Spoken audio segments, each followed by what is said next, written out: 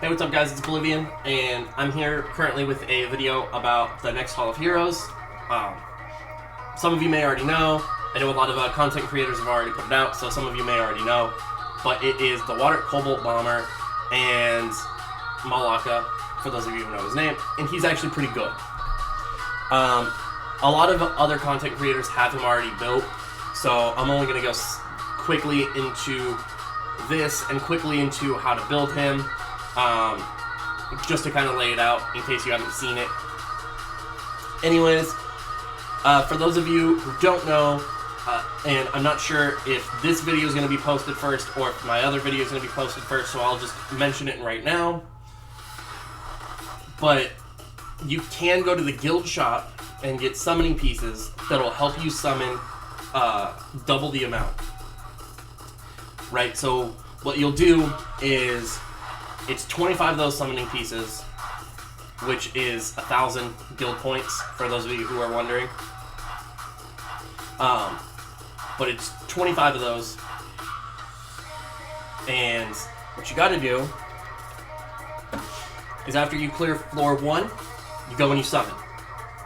Using 25 of the summoning 25 of the pieces acquired for MALAKA, and 25 of those guild, the ones that you got from your guild shop. Boom. And you do that after every floor. So after 1, 2, 3, 4, 5, 6, 7, 8, 9, 10, right? Boom. Makes it super easy. Makes it to where you get 10. Now, not everybody has the extra resources, so just keep that in mind if you do have the extra resources. If not, or if you're focused on flags, then obviously you're not going to be doing this, but if you don't have him and you're mid-game, flags maxed out, and you're looking to do that, awesome. Good for you. Here you go. The most commonly used teams for this are your TOA teams, TOA hard teams.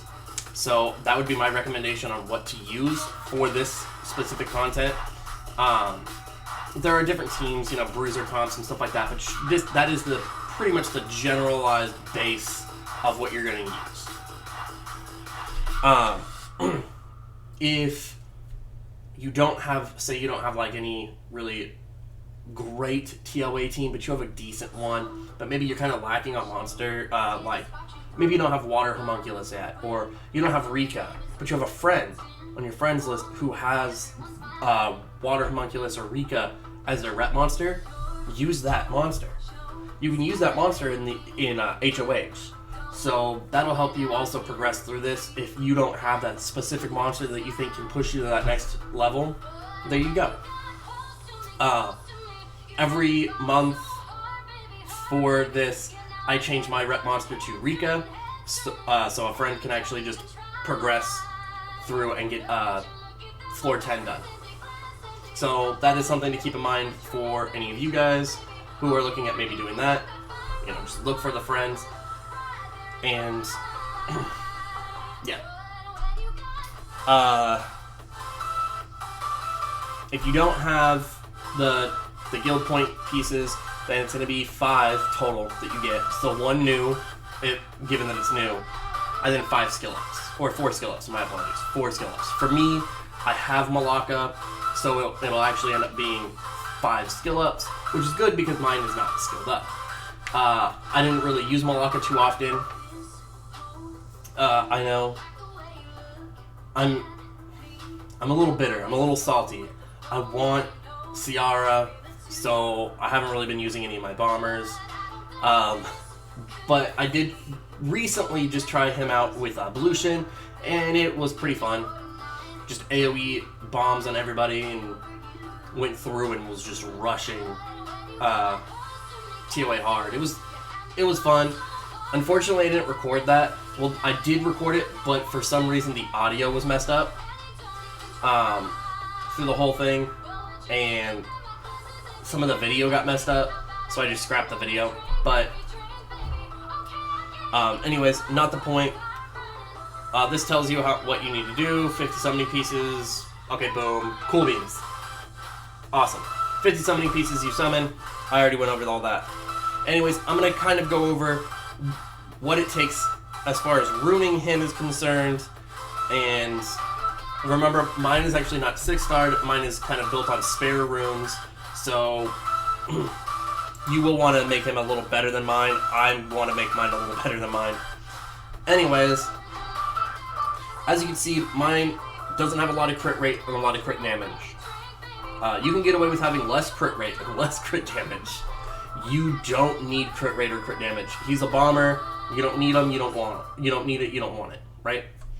What you do want to focus on is, ideally, I would have a little more speed. I would say plus 100 speed would be really what you want to try to aim for. And then, of course, as much attack as possible and as much accuracy as possible. You do need his bombs to land. You do need stuff to actually land, right? So, we're going to go over his skills really quick. Skill 1, attacks all enemies with a bomb. The attack increases by 15% for each harmful effect on the enemy. Pretty good for R5, or not R5, G's.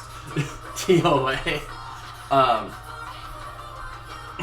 Obviously, he's not there to do a ton of damage outside of bombs, but that does help. Installs a bomb that goes off after 2 turns on all enemies and increases the attack gauge by 50%. With a 4-turn cooldown if you max the skill out. This just does damage. And then Ice Bomb detonates a frost compressed bomb, dealing damage to all enemies and decreasing their attack power and defense for 2 turns with an 80% chance on each target. This attack will always land as a crushing hit regardless of the enemy's attribute. And you can actually get that to land as 100% on a 4-turn cooldown. So it's an AoE attack and defense break at 100%. So you just need a little accuracy, which will allow your other units to do a lot of damage as well. So say you have him, Blushin, Rika on a team. He's going to do more damage on skill 1 because of Rika, but he's also going to do more damage on skill 1 because of himself. This is 2 harmful effects that he himself puts on. That's just something to keep in mind. And then he's got a leader skill, increases accuracy of all monsters that are water by 50%. Meh. Now, we're going to go into his rooms. His sets aren't necessarily game-changing to where you they're not hard to get. You don't need rage on him because you don't need crit damage. You don't need blade on him. You don't need crit rate.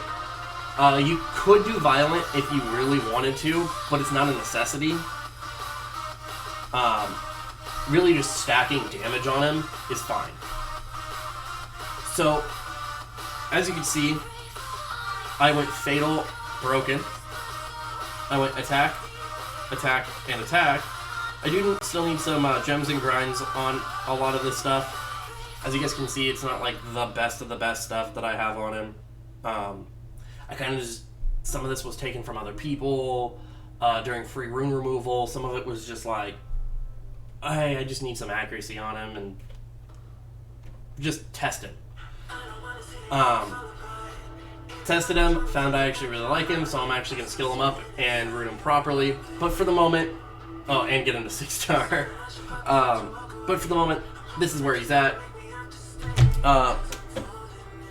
Honestly, it's a very easy monster to room. Just aim for as much attack as you can, as much accuracy as you can, and as much speed as you can.